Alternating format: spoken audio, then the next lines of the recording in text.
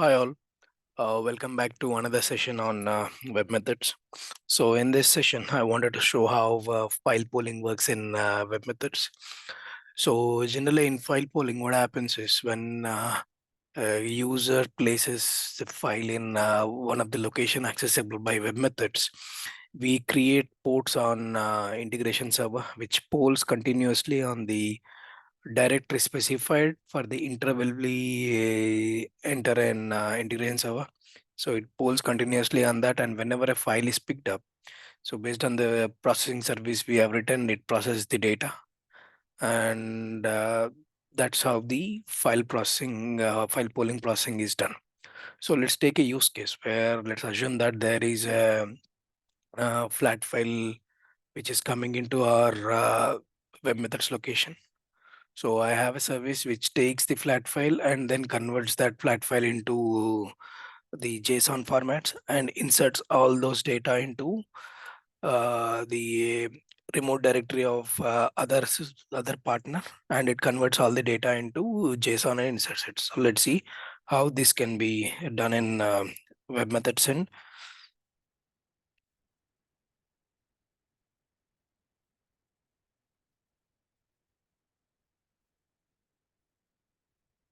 so here what are we going to do is first we'll be creating the file polling ports. So we go to server ports, and this is one port which is already available, but I'll show you how we do it from do it.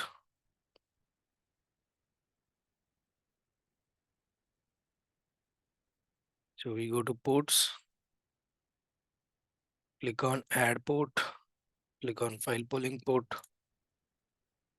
So in my Docker container, I'm going to place the files in OPT software AG. So that's the location where I'm going to place the file, and the file polling port will check continuously on that port, picks up the once the file is there. So I'll create the alias here.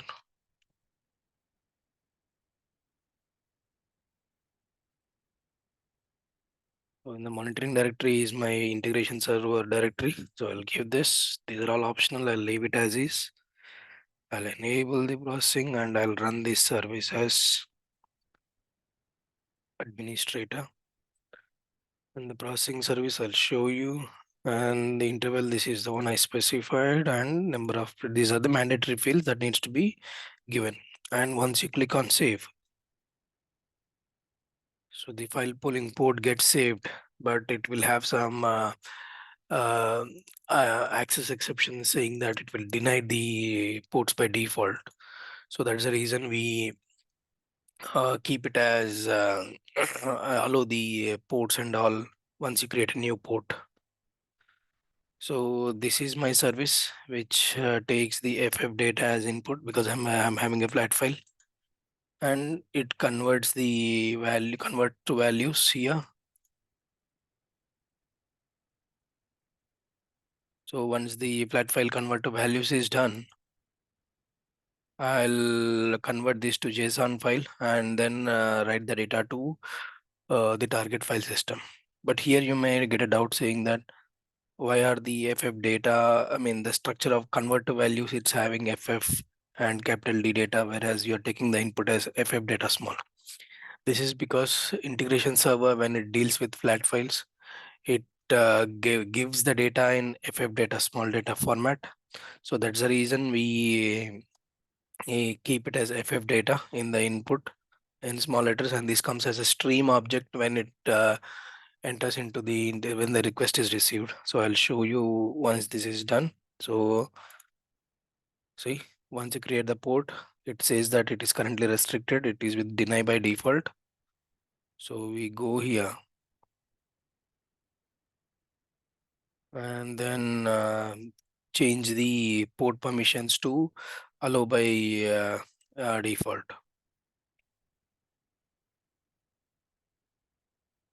Yeah, this is done.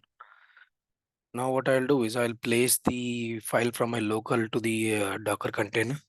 So my file is in this location, large FF. Right now there are no files in the target system.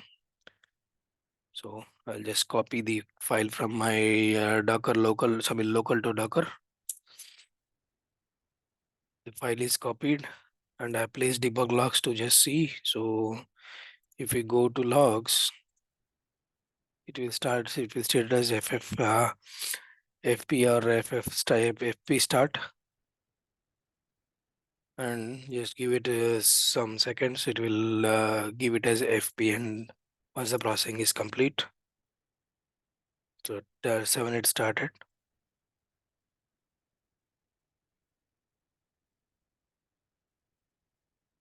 And it is done. It is saying that it has completed and it is FP. And now if I go to my target system and then refresh it, I should see all the files that are written to target system. So input is flat file here, and the output is a JSON structure. See, it's a JSON structure. It has taken all the data in this and it has processed the data. See, it has taken all the data and it has processed it. It has divided into the per thousand or something. It will do that, and it is done that. It has done that. And I was saying you that why we take the input as small ff data. So I kept a save pipeline here. Remember, if you are dealing with streams, you should keep it as restore pipeline and not restore pipeline from file, because if you keep restore pipeline from file, you'll not be able to see the stream object. So once I restore that, you'll see the input structure coming as ff data here. See, in small letters, and this is a stream object. That's the reason I kept it as the ff data as object in my input string.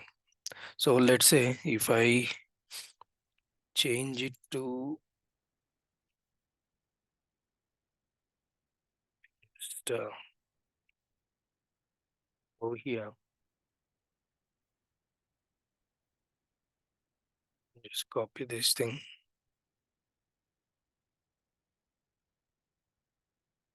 So if I just copy this ff data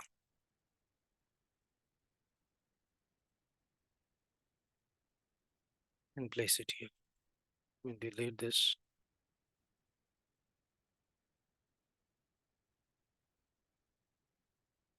And now if I delete this mapping, anyway, we will get the implicit mapping here and save it.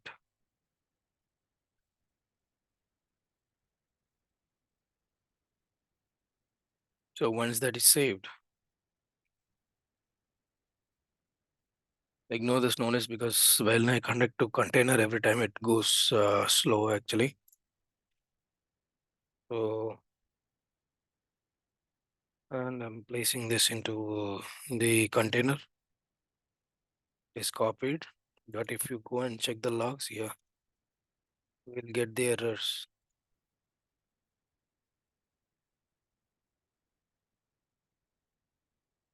saying that there is an issue occurred.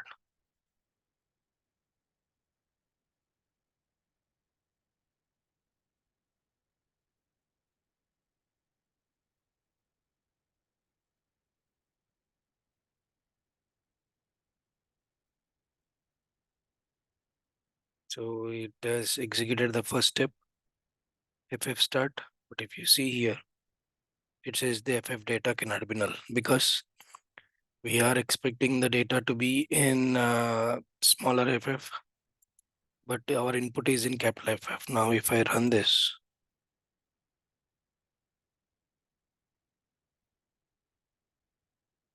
it started, and here if you see the data is ff small ff data, so I have to change it back.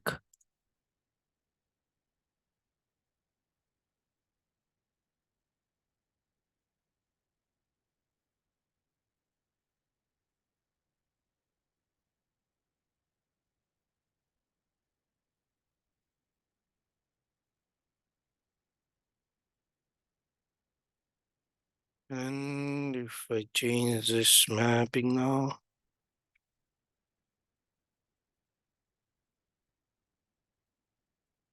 parallel, let me delete these files.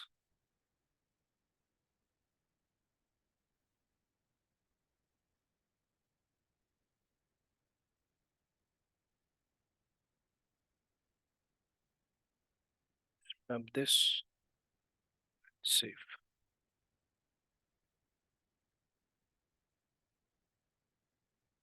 So now if I go back and I copy that file.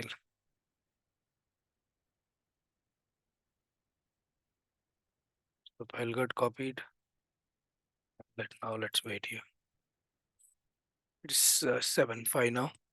We'll slowly get the files in this location once the service execution is completed. See, it started now.